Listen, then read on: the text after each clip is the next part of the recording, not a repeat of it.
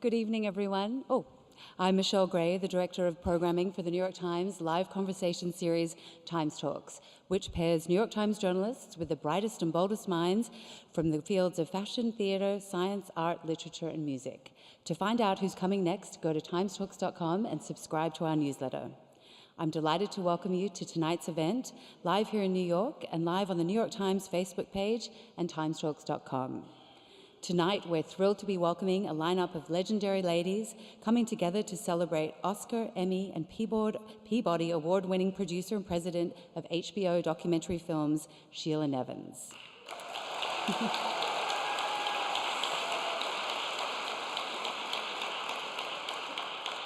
Joining Nevins tonight will be Gayle King, an Emmy Award-winning journalist and co-anchor of CBS This Morning, Jenna Lyons, the former creative director and president of J.Crew, and Janet Mock, a TV host, transgender rights activist, and New York Times bestselling author of the upcoming book, Surpassing Certainty.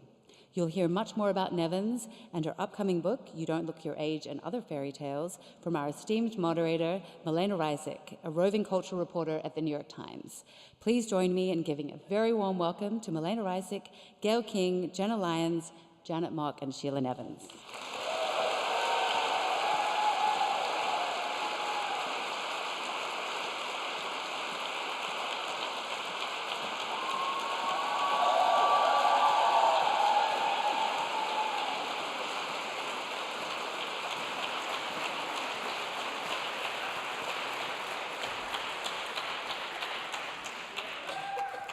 Light is Hi, bright.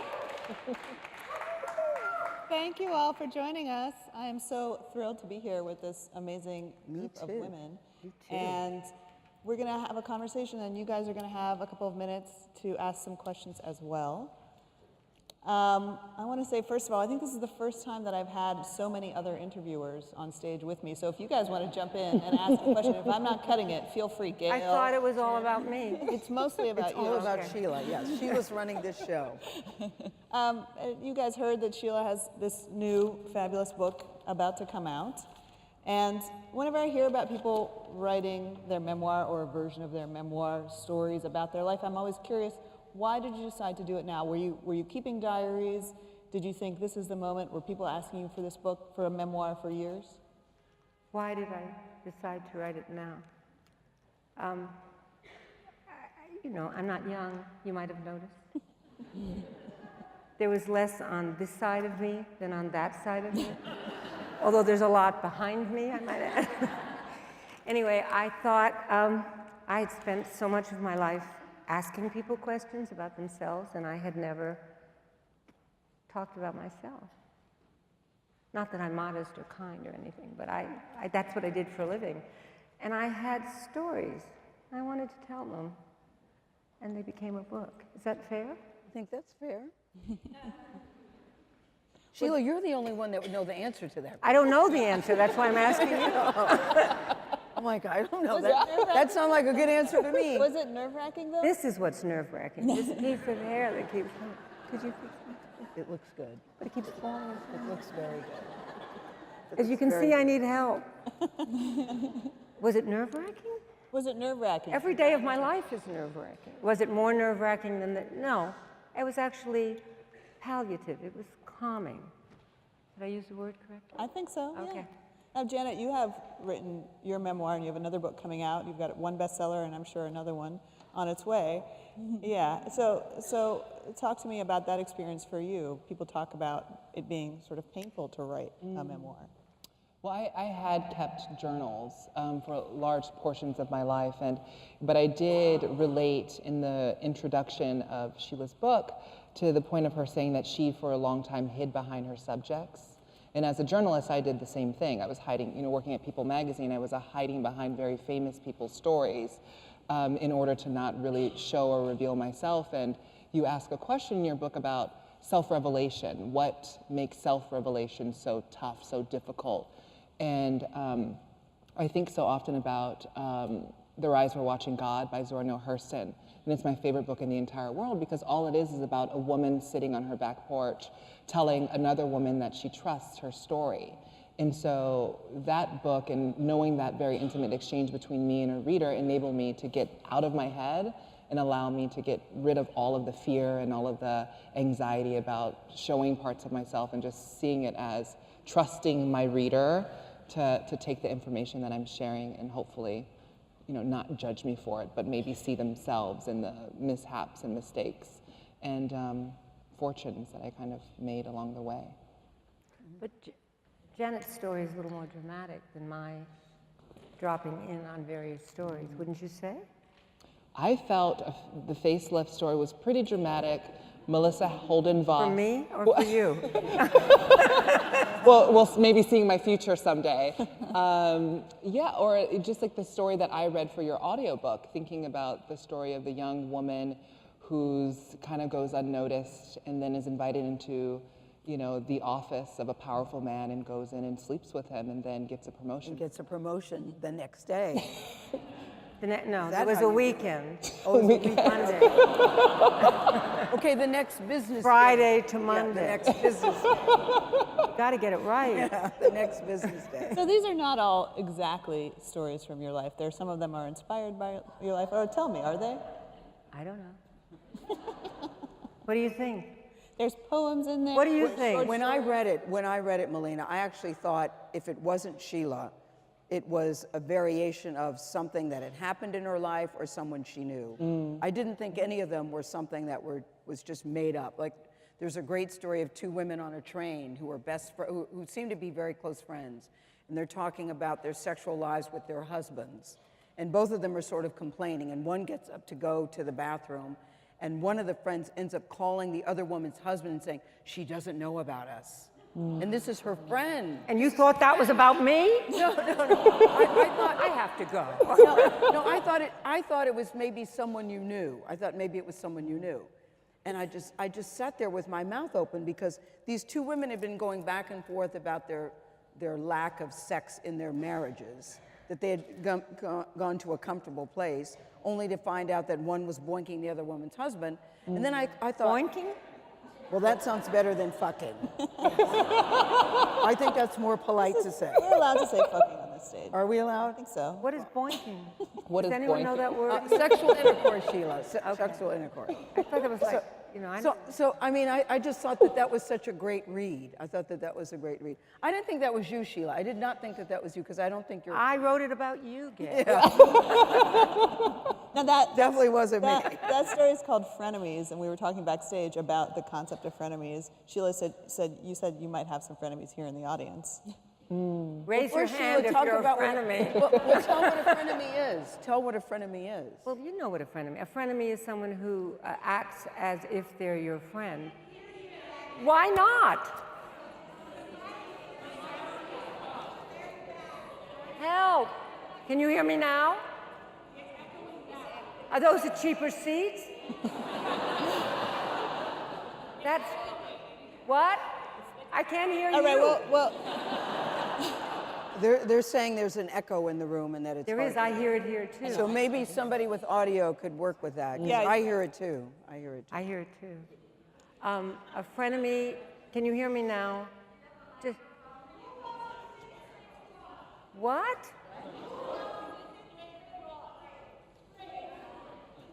well, we'll have some for the audience questions later, guys.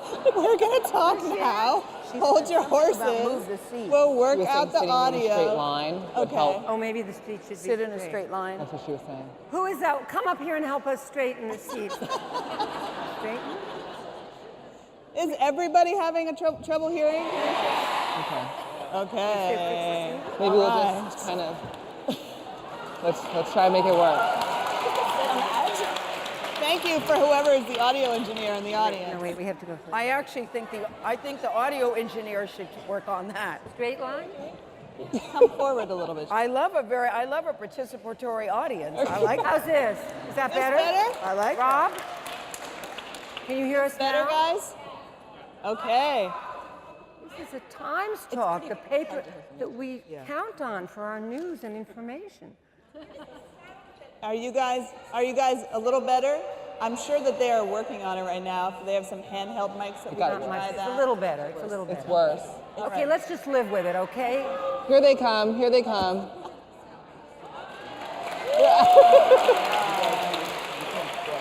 Oh, good. Okay, wait. Are you just enabling? Test. Hello. There we go. Hello. Can you hear? Here we go. Yay. Okay. Thank you guys for bearing with us for that. I Are appreciate these it. turned off now? It sounds like they are, yeah. Okay. Oh, okay.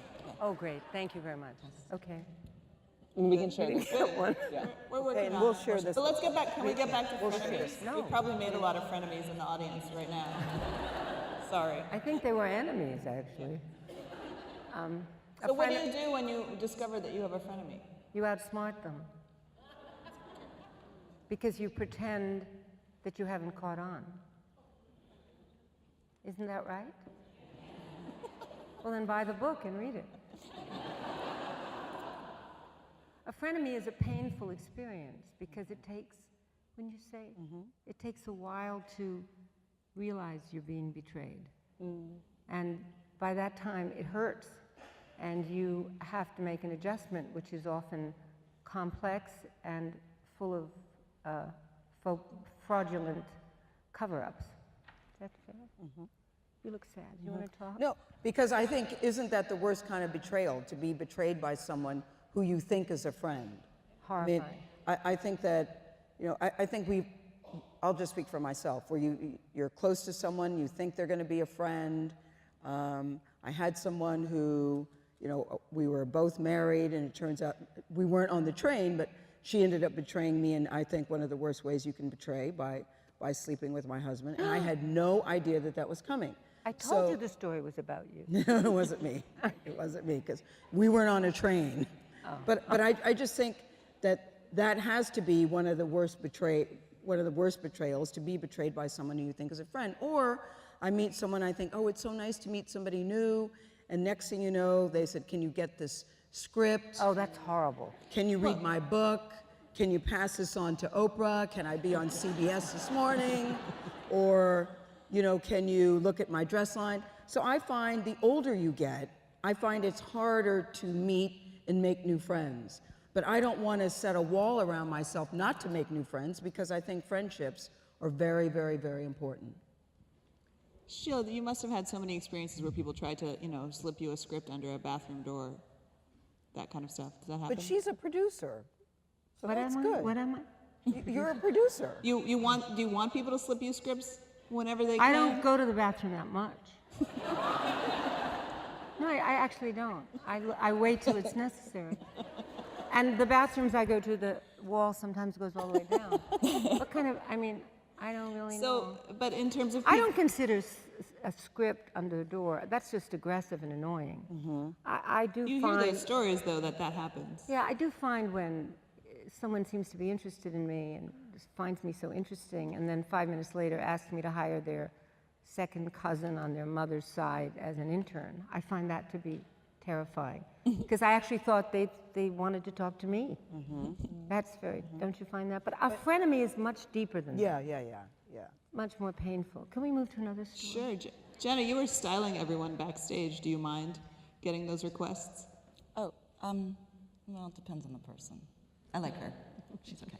I don't mind. I think the hard time is, often, I don't like doing something halfway, so I'm not a big fan when somebody says, will you do something for me, will you style me? And then they want to pick the shoes, and they want to pick the top, and I'm like, and then, no, I'm out. So I like to be able to do something completely, because I feel like then it gives me a little better sense of what I'm actually doing, and actually having a vision to it, as opposed to just meddling. I'm not into meddling, especially with style. It's a disaster. This one over here is trouble. Could you hear? I didn't hear a word that I can't. It's hard to hear. I can't hear you guys either. So I want my money back. Now, we should also say that these ladies know each other, and you all read portions of Sheila's book for the audiobook. Did Sheila assign you what to read? Yeah. You look so sad. I'm not sad. No. Can we talk about it? I'll talk about it, since I haven't spoken very much. Well, No, can you hear me? you know what, lady? Okay. We should just keep talking and do the best we can. Yeah, we can. 'Cause we're not gonna- I bet the internet can hear us. And also, if you So don't we'll read start lips, there. it's your problem. Because we're, yeah. I tried to pick stories that the audiobook is where it's at, guys. The book is fine, but the audiobook is really interesting because I asked some very well-known, wonderful women to read stories, and I had wonderful experiences. Now, Jenna and I have discussed teeth nonstop.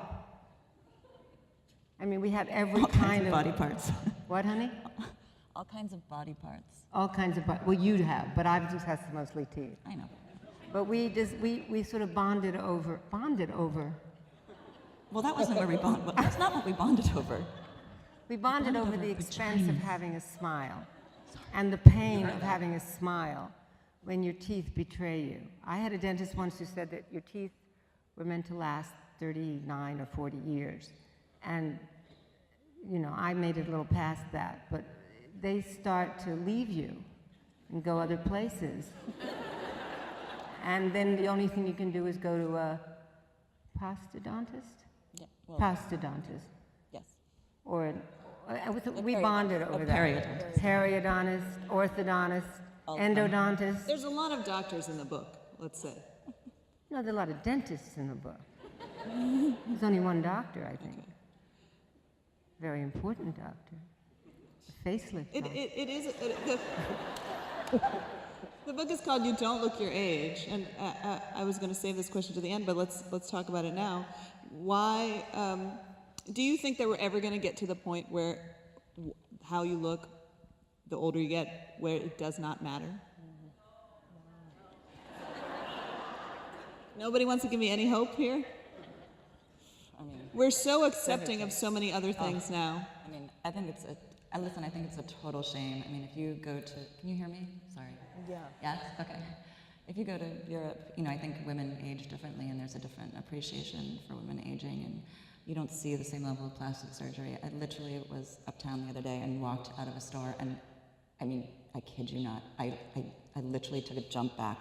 A woman had stretched her face so far. I was like, that just hurts, right? Like, does it just hurt all the time? Like, she didn't look like she could blink. And I just thought, what is making someone do this? Like, how does someone feel like that's what they need to do? And you just don't see it in Europe, and I think it's an incredible shame. I think when you look at, you know, the industry, particularly, you know, the fashion industry, along with, you know, the entertainment industry, there is often this drive to be perfect and to stay young, and I think it's depressing and sad. And of course, all I do is talk about wanting to have a facelift as I'm sitting here saying all this, because of course I want one, but Come with me. we can do that together. All of our other things we talk about seem to do together. But, you know, I do think it's a shame. Interestingly enough, we met over, and we talked over teeth, and, you know, I grew up with teeth that were conicular, which means they looked like little cones, which was awesome when you're a young girl. So amazing. And I was teased mercilessly, and people are so cruel when you don't look perfect. And I think that's another unfortunate symptom of beauty in this country, is like, God, people are cruel. Women should be nice to each other.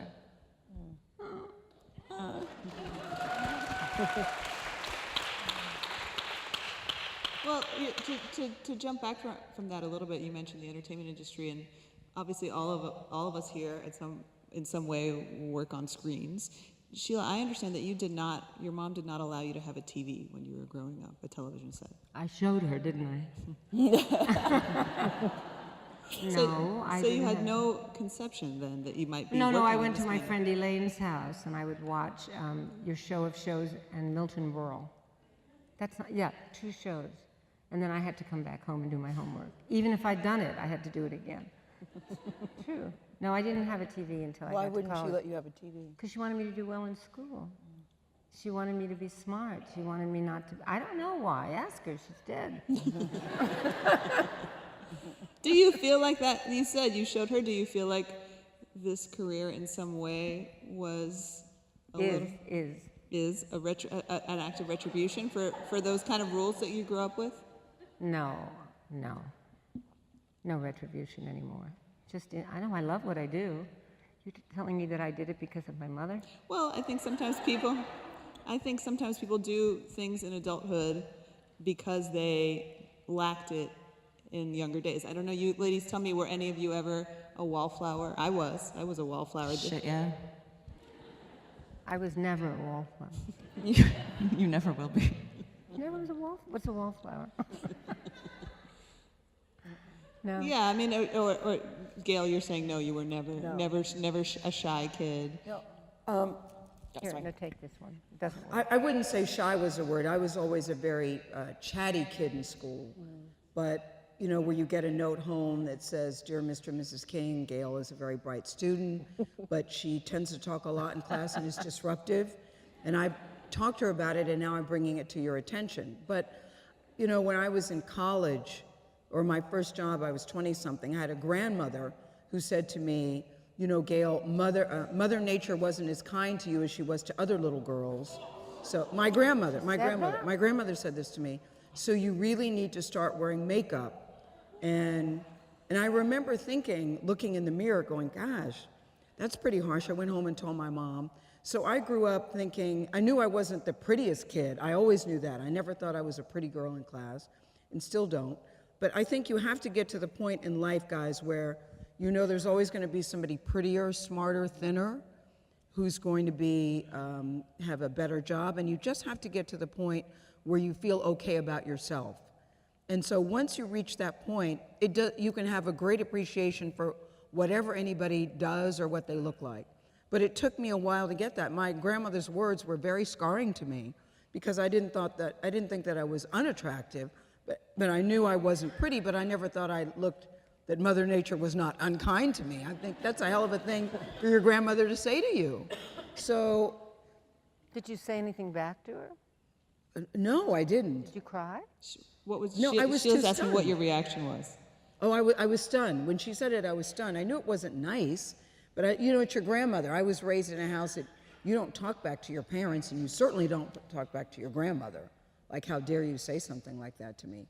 But I think when I look at aging in this country and how we feel about our looks, I think you have to get to a place where you just feel okay in your own skin. And no matter what anybody else looks like, it doesn't have any reflection on anything to do with you. You just have to feel okay about yourself. But I think sometimes it's a process to get there. Yeah, Janet, that's sort of what your first book was about. Mm-hmm. That kind of acceptance. You want to share, Mike? Sure. Does everyone know what Janet's first book was about? Will you tell them what your book was? Yeah, my first book, I released it in 2014. It was called Redefining Realness. It was my story of growing up as a trans girl in low-resourced communities, largely of color, and from Oakland, California to Honolulu, Hawaii, where most of my adolescence was, where most of my transition was, where I reintroduced myself through the hallways of my middle school and high school as Janet to my classmates. And so the idea of becoming comfortable in your skin, the idea of fighting, combating images that even come from those who are charged with taking care of you and rearing you in the world, how those things, you know, you fight those things as a young person. Well, I'll use I statements. I fought those things very hard, fighting my parents who told me the way in which I should act in the world as a little black boy. And me saying, I will not be that. I will not perform the ways in which you want me to perform for you. And so for me, when I hear these conversations about aging and about, you know, of course, the idea of women's choices, but then women's choices within the context of entire systems, patriarchal systems, sexist systems that have made us, number one, compete with one another based on the way that we look and what we can get from our looks, based on the ways that men treat us that enable us to then become frenemies, based on, you know, trying to become visible.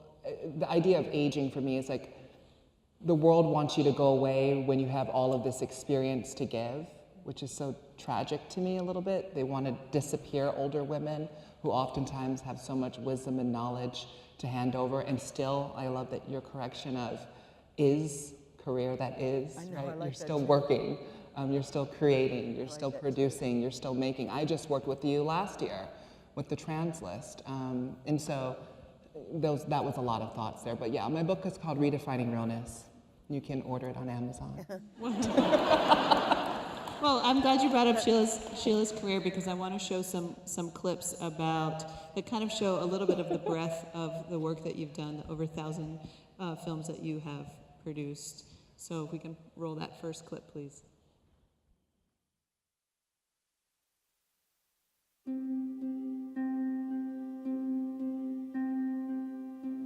I'm 17, and I'm having a little girl.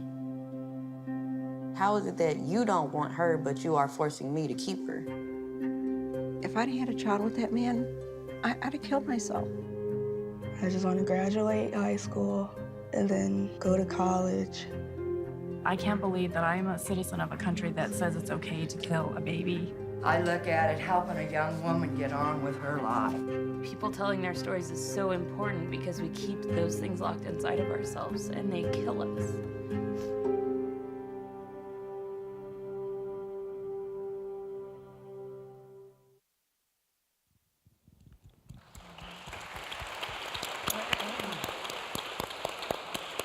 Now that's a film that is playing now. People can watch now. And wasn't the clip that I wanted to talk about, but we'll talk about it. Everything's so organized here. I really enjoy the way it's flowing and we're all able to express ourselves. But still, does anyone know what the fuck is going on? You said I could say that. I said I support everyone saying that as much as they want. Okay, I might say it more than once. But let's talk a little bit about your vision in putting a film like that out there. If you guys haven't had a chance to see that documentary, Abortion Stories, one of the things that's interesting, I think, about it is that the director of the film herself said that she was surprised about the breadth of stories. And obviously, it's a hot-button issue. And she came away thinking, I'm not sure, the perspective that she had when she came in to make the film, she didn't necessarily hew to that perspective when it was over. Do you want to bring her in? I don't have her here, but I wanted to talk to you about your choice in programming films like that deal with these incredibly difficult topics that you've basically made your career on making those kind of choices. But it's difficult to base my career on that one clip. Could we see another clip? Sure, I would love to see another clip. Why don't we see all the clips? Since I don't know what's happening. Can we see the clip with Celluloid Closet, please?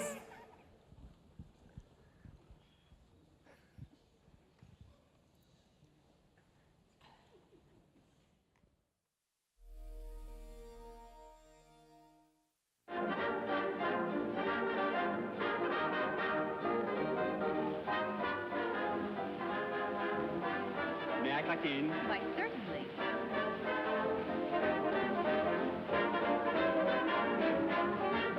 Boys will be boys. Woo!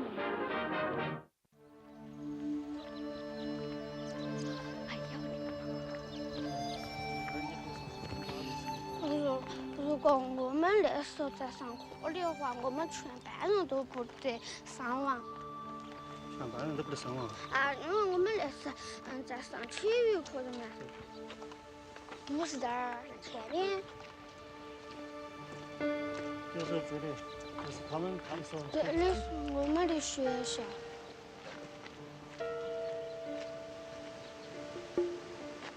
我们的教室在哪里？4楼。4楼。当时他们说这个，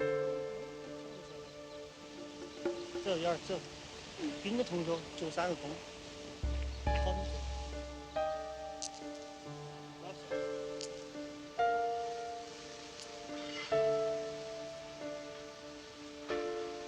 看得好个安静。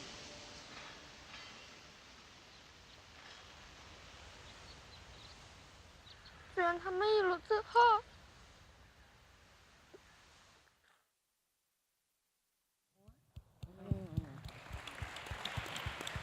Did you have the clip of Carrie and Debbie? Yes, we'll show that later. Want to show that and get it over? Can we talk to that? Can we do that one later? So I do want to talk about these two. Talk about I want to to talk about these two clips together because they show. This is what I was talking about. They show the kind of span of your work. Celluloid Closet, an incredible documentary. If you guys haven't seen it, it was based on a book, but it's a film that I was really interested to talk to you about because HBO actually provided finishing funds for that film. That film would not exist without your vote of approval. And it came in the early days of your time making those kind of decisions at HBO. And it really provided a perspective. You know, you'd said this is the kind of films that we're going to make. These are films about identity. These are films about politics. These are not difficult. These are not easy to make films or easy to sell films. So tell me a little bit about that choice. You can talk about that film in particular if you like. I have to talk about a lot of films. I think that I prefer to do films about people that you don't know and that you suddenly decide to care about. Even if you laugh with them, you feel it's all right that two men dance with each other. And that was way before it was deemed all right for two men. That film is, how old is that film? 25? Yeah, 92. So it was way before its time, and we got a lot of letters. There were no emails then. We got a lot of letters saying, how could we? How could we do this film? How could we show through all these various clips from various films and interviews that it was okay for, in these films' cases, both men and women to love each other. So it was quite revolutionary for its time. The Sichuan film was very different. I wondered why the bank had survived. I saw it on CNN. I wondered why the bank was still there and the school had been destroyed. And I called John Alpert, this great filmmaker. All these are made by filmmakers. I don't necessarily invade each one, but I do think of a lot of them. But anyway, in the Sichuan one, it turned out that that instinct to go and find out was a very key one when you think of what's going on in China, because they had moved the kids from the school, which became a bank, into where the little tiny bank had been. And so the kids who were killed during the earthquake, the tsunami, were really in the wrong building in terms of ethics, but not in terms of finance. So it began to be a very important film in terms of man's inhumanity to man. And when children are involved, I think you feel it mostly. And so that was a very important film to me, that one. Lena, can I say something? Can I just tell a story about Sheila that you tell in the book that I think really speaks to the work that you do? You tell a very moving story about your mother, yes, who had her arm amputated, and that you two had gone to a restaurant, and that you had undone the sleeve so that her, you call it stub for lack, you said stump, people need to come with another word for stump. But her stump was exposed, and another customer said, "Ooh, cover that up, it's gross, we're eating. And, you know, what's wrong with you people?" And you tell in the book how you just said you got embarrassed and you said, "I'm sorry." And you got in the car and you broke down and you started crying with your mother. And that moment, you said, was very clarifying for you because you felt badly that you didn't stick up for your mother. So I think you should talk about that moment and how that changed your life and influenced the work that you do today, because I thought that was very moving. Yes, I love that part too. I love that too. I want everybody to talk about that, a moment like that for them if they can. Well, I think every one of you has a defining moment. There are many moments that make you go a little bit to the left, a little bit to the right, but then there are defining ones. Love, disgust, hate, things that stay with you and that you can't get rid of, whether it's a broken heart, or in this case, I was so ashamed that I was embarrassed by an imperfection, that I was embarrassed by the fact that my mother had half an arm, that I was embarrassed by my behavior, not to finish our lunch and say, you know, fuck you, lady, you're lucky enough not to have this terrible disease that my mom has, and we're going to keep eating. And if you want to leave, leave. I'll pay your bill. That's me today. Yeah. Well, I can afford to pay the bill. That is you today. So maybe I wouldn't have put that line in there because I was still in school. But I think it was a very defining moment because I think as much as any one moment can come back. And somebody asked me before whether it was hard to write. None of these stories were really hard to write. Two were particularly difficult. One was about my son, and one was about my mother. The adultery ones, the broken heart ones, the funny ones about hamsters, you know, the ones about sleeping with a boss when you were younger to get ahead or whatever the word was. Those were easy. But there were two that were hard because they take a piece of your heart out. But there's something about giving a piece of your heart to your work that makes your work better.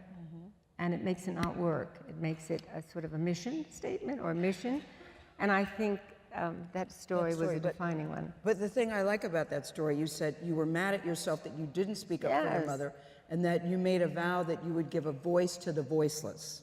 Well, and that's what you do in many times in your work. That's the only point I was making. In writing it, I could say that. At the time, I didn't really know. I just knew that I could never, ever be embarrassed by something that wasn't right about somebody. If the other person was wrong, I was going to punch him hard. So I think that was a, defining moment. But, I also have moments that are just like regular things. I know. But that was very powerful to me to read that. But it's very powerful to me that you actually read this book so thoroughly. No, I mean, I've been on this book. I've been whoring and prostituting this book for about 2 weeks now. I look quite different doing this job. And you're a beautiful whore. Thank you, darling. You're welcome. Thank you. But I did it really well. No, you look But anyway, really in the process, I have talked to many people, many of whom don't know anything about the book that I wrote. So it's the most terrifying thing to sit down and think you're going to go to town on something that took time and that's about you and about people you know, and they don't know the story. They don't know what they're talking about. They have a piece of paper and then they just read the questions off the paper, and you get very invested, but you realize it's one-sided. So I thank you for that. You're a great reporter. Thank you. And I'm angry at your grandmother. It was a very good book. It was a very good book. And let me chime in. Your grandmother must have had horrible eyesight. Did she? Did she wear glasses? She was just one of these blunt talking women. We have them in our lives. Maybe she wanted you to listen to her and she wanted to put you down. Well, it was You're a so moment. pretty. I see you every morning. You're not ugly or anything. It's called hair and makeup. Oh, yeah. Tell me about it. Let's talk about this on that note, because one of the stories I love in the book is you talk about inspiration and momentum and where that kind of comes from. And as you write, I'm paraphrasing, but it doesn't have to come from someplace nice. Sometimes revenge. It's revenge. It's revenge. That can be the motivation. So talk to me about that. Was that something that you saw coming up again over and over again in your own life that you decided I don't think you can live revenge your whole life, but you can certainly be motivated by being angry at somebody feeling that you're not able to do something. I had a boyfriend when I was in graduate school, and I went to his house, and his mother said to me as we were drying the dishes, and I was uncomfortable in this house because I didn't have the things that this woman had in her house. I didn't have famous paintings, and I didn't have silverware with family initials. And I was very uncomfortable. And as we were drying the dishes, she said to me, aren't there any interesting Jewish men in the law school for you? Because your boyfriend wasn't Jewish. They got that. I just want to be clear. Boyfriend wasn't Jewish, and it was at Yale. I think that's... You really read this book? It was at Yale. Okay, what grade did I get in directing? First year. I bet you know my grades, too. No. Anyway, I heard that woman for many, many years after that. I mean, I'm a New Yorker, so being Jewish and having a mother who was a communist and a father who worked in the post office, I didn't really think about it. We were not Jewish, but I knew then that I was, and I knew that I hated her and that I had to be motivated. But I saw her face for many, many years after that. Long after my mother actually died, I would see this woman's face. I would reach for something to buy, and I would think, she'd hate that. I'm buying it. It really is inspiring sometimes to be disliked or to be put down if you have the guts and the youth and the energy and the country to fight back in. So it was, Does anybody else, Jenna, do you identify with that at all? The idea that you're inspired not just by doing good, but by proving someone wrong? I mean, sure, I'll take that one. I mean, I think just talking a little bit about what we were talking before, and I think knowing Sheila, one of the reasons that I liked her so much when I first met her was Sheila has a way of making you feel comfortable talking about anything, and ironically, it's often the things that you feel sort of the most awkward about, which makes for awesome dinner table conversation, especially if you're sitting next to us, which is weird. But I think that is one of the things that I remember when I was very young. I was being teased so much and being sort of ostracized, I always felt for the person who was on the outside. I never wanted to sit with the cool kids. I wanted to sit with the kids who weren't cool. What were you teased about, Jenna? Well, I have a genetic disorder, and when I was young, it manifested itself in, I had conicular teeth, which were, as we talked about, awesome, and giant bald spots in my head, and I had big scars on my legs and arms, and kids were mean, and I got chased and beaten up and stuff, and it was not fun, but it made me super empathetic, and it made me really also want to make other people feel beautiful, and it's why I started to make clothes, and I wanted to make clothes, not fancy clothes, I wanted to make clothes that anyone could have, so that anyone could feel beautiful, so that you didn't have to be that person who stood in the corner and feeling like shit because you didn't have a nice dress or you didn't know how to do your makeup or whatever. I think that's important. Everyone needs to be able to feel that, but it was why I liked Sheila so much, because she has this way of making even the weirdest part about you feel amazing. And Oh, it's so sweet. it's true. But isn't it interesting that the three of you are here and the four of us, I don't know you that at all. But I don't know. True. It's true. We just met backstage. But I know these women, and we all felt imperfect in some way, or embarrassed in some way, and hung out not with the innies but the outies. It's funny though, I don't think I like anybody who's normal. Yeah, I don't either. They're so boring. Is anyone normal here that would like to leave? No? There you go. No, but I think normal is boring. I agree. No, and I think it's interesting. But I didn't know we all were like imperfect. I mean, we all felt imperfect. Is there a psychiatrist in the house? A good one. I'm glad we're talking about friendship, because I did want to bring up another clip, Bright Lights, Friendship and Motherhood, which is about Carrie Fisher and Debbie Reynolds. And I know, Sheila, you were close with Carrie, but let's watch the clip.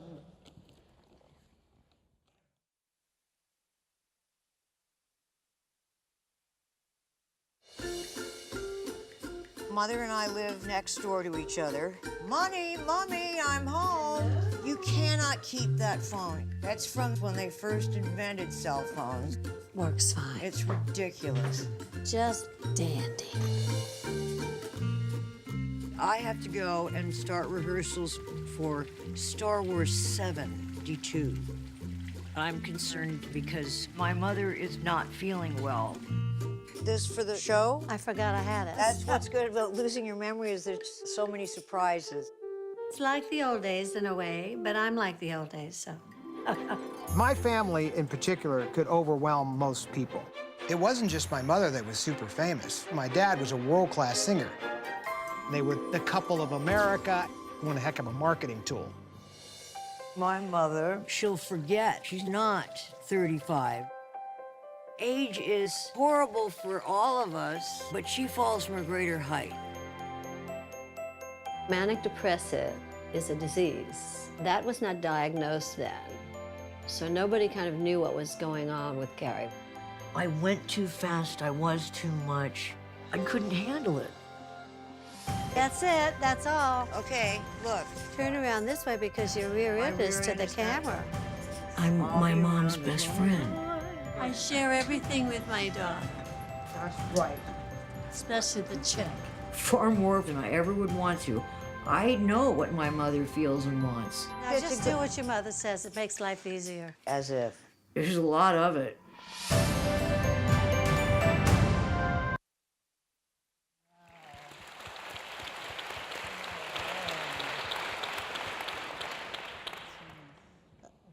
An incredible document. It's hard to watch that. It's funny and poignant, and I think it was probably that before their deaths as well. But Sheila, tell me a little bit about your friendship with Carrie and how working with her, because you made several documentaries with her, how that informed your friendship. Well, I loved Carrie.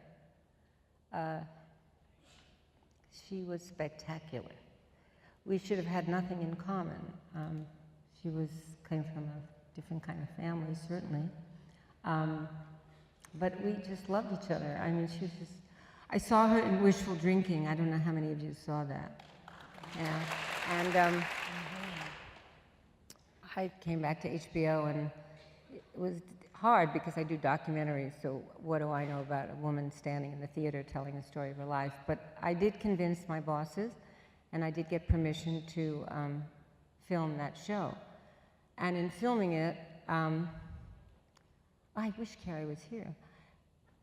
In filming it, I realized how hard it was for her to be Carrie.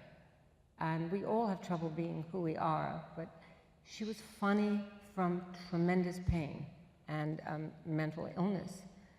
And I went with Carrie once to Mount Sinai for her electric shock, and she stayed over, and I watched her come back, and we talked, and then, you know, we just kept a kind of light friendship, and then this documentary came up, and so Carrie and I started to be friendly again.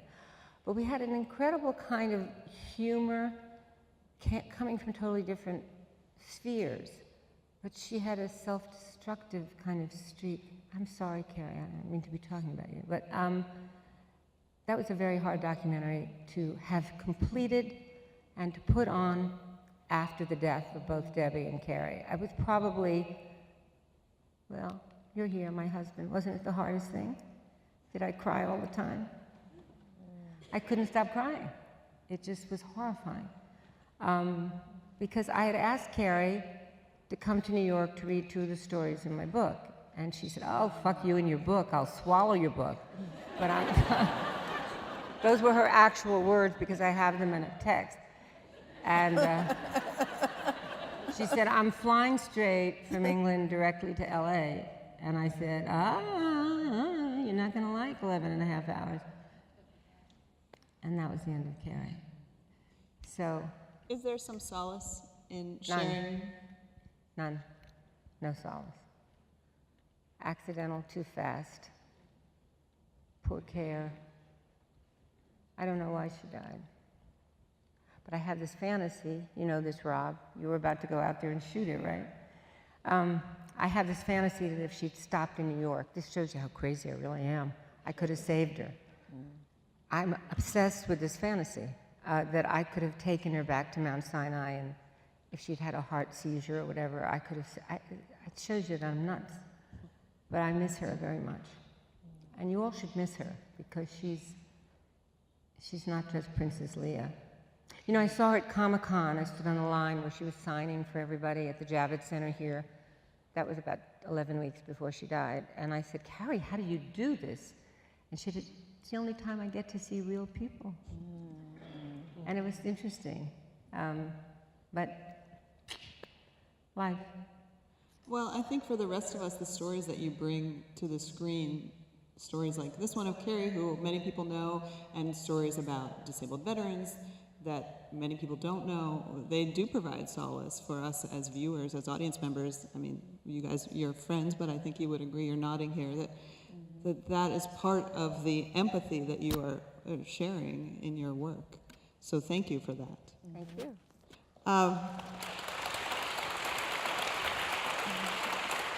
I hope you guys will understand and bear with us that we're not actually going to do audience Q&A given our audio problem, but we are going to ask some Facebook questions. But before I get to that, let's Doesn't matter what they ask, we won't be able to hear them. Let's talk about something fun. Let's talk about sex really quick. Again? Well, in your book you write about changing from a Helen Gurley Brown type of woman to a Gloria Steinem type of woman. Right. And still being sexy. I think everybody on this panel has redefined what it means to be sexy in some way. You guys are like, what are you talking about? I'm like, ooh. What? Where? This is the New York Times, baby. But we're allowed to say fuck, so it's a whole different ballgame. Not in print, you can.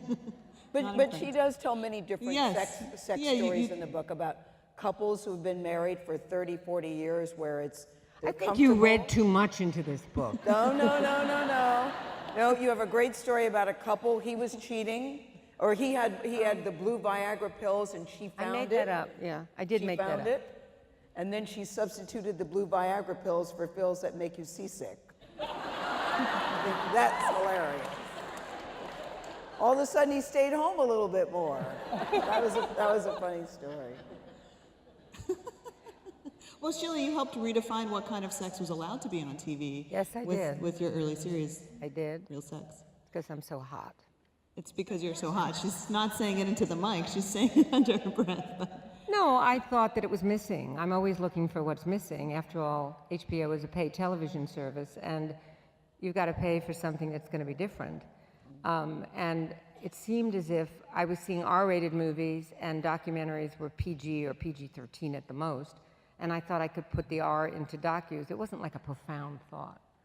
I mean, I could see that, you know, Bob and Ted and Cat and Alex, or whatever that was doing well.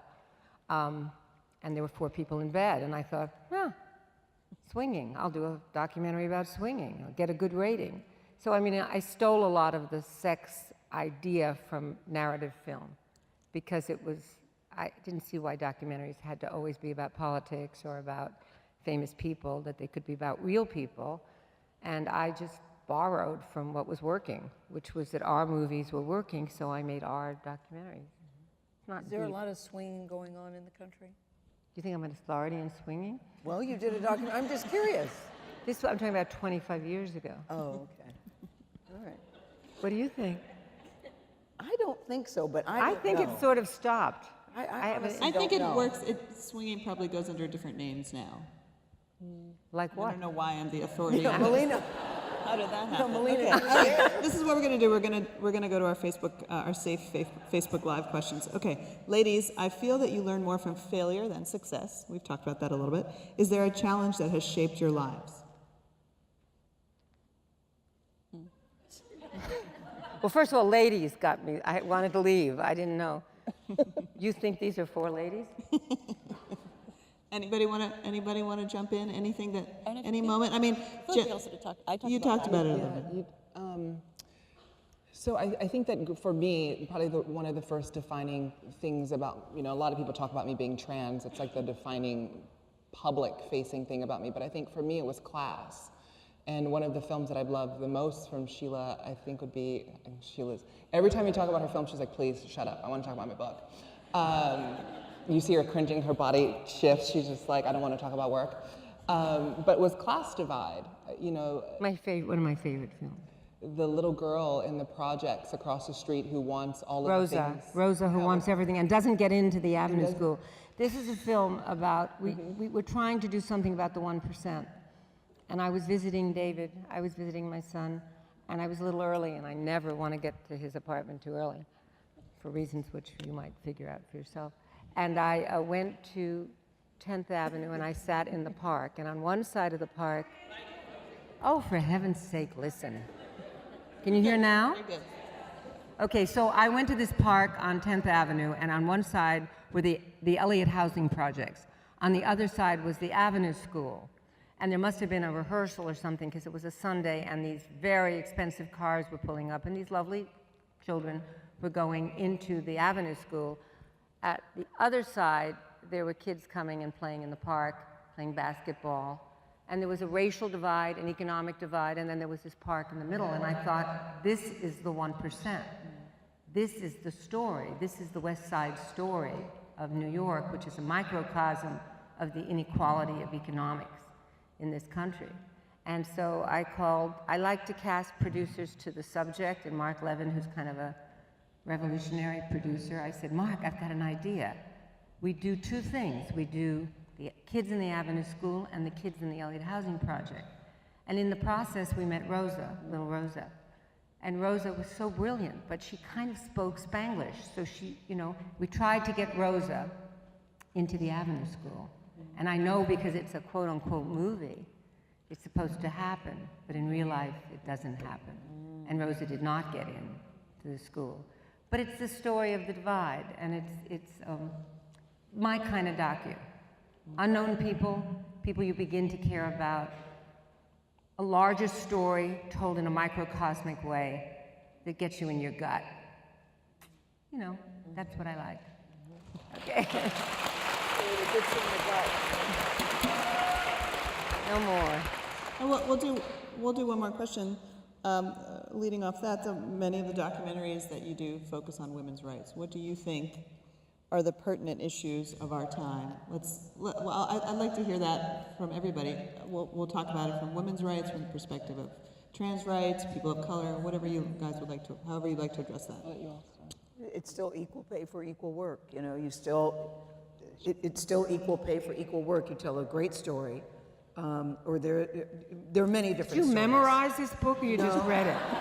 No, I didn't memorize it, but I mean, I really liked it. And there are many stories that just speak to different things that are going on in the world. You know, where somebody by mistake gets the wrong paycheck and she realizes that the guy who does the exact same thing is getting paid a lot more than her.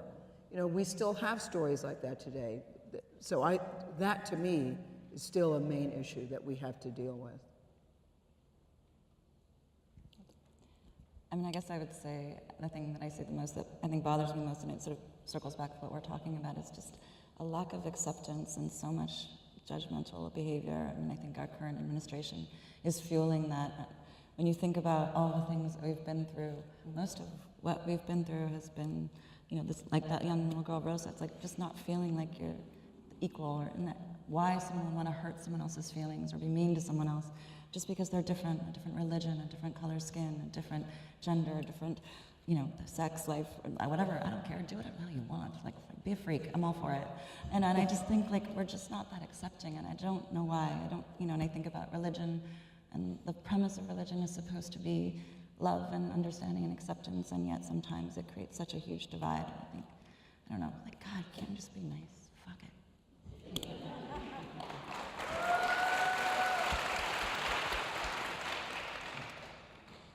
For me, I think that it's figuring out ways in which we complicate our conversations and our movements. So often we'll say terms like reproductive justice or equal pay, and we don't see how race and class and various identities and experiences complicate those situations. So even thinking about feminism, for me, when I spoke at the Women's March in Washington, I was thinking about how so many people for the first time felt activated. They were angry at the way in which the world moves. And for a lot of us who went there, we've always been angry. We've always resisted. We never felt as if there was a space for us.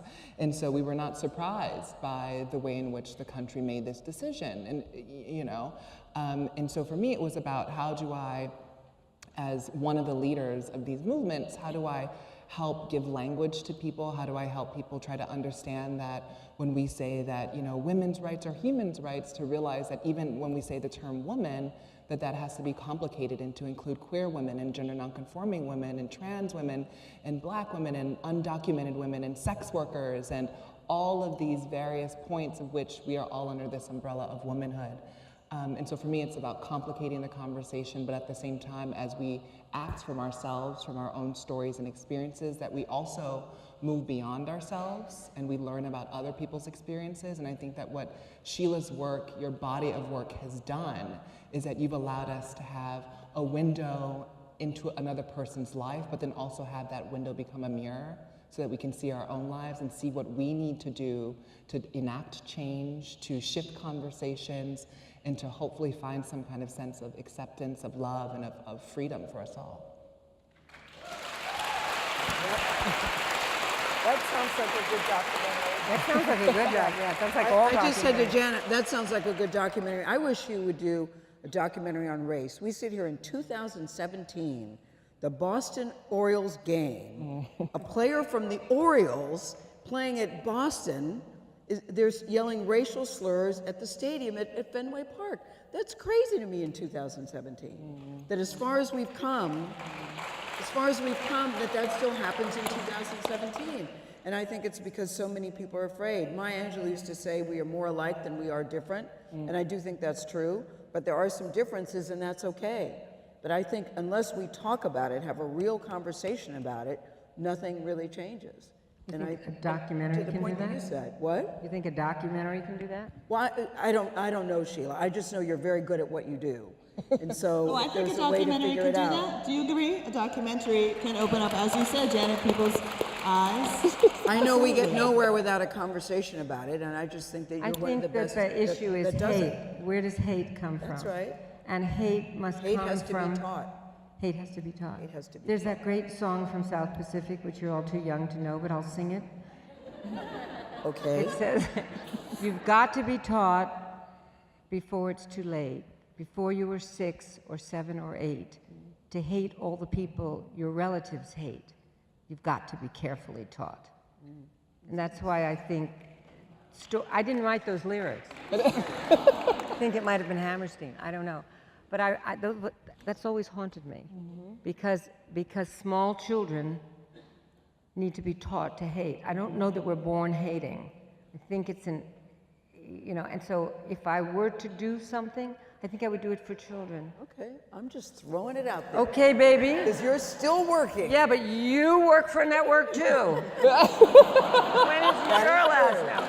That is true. You guys are all witnesses. They get to share credit on this film. Sheila, do you want to have the last word on this evening? I always want the last word. What is it? You can't look to me. It's Why don't we all have a last word? No, you should have the last word. I don't want to have the You're last talk word. about your book. Well, I want to thank you. I want to thank you all because I love the three of you. I don't know you. I might learn to. I would change some of the cards. But I do. I mean, I love the three of you. I love you for coming. I love you for being different. I love you for being supportive. And I'll tell you who my frenemies are, and you go get them. Thank you all for joining us. Thank you.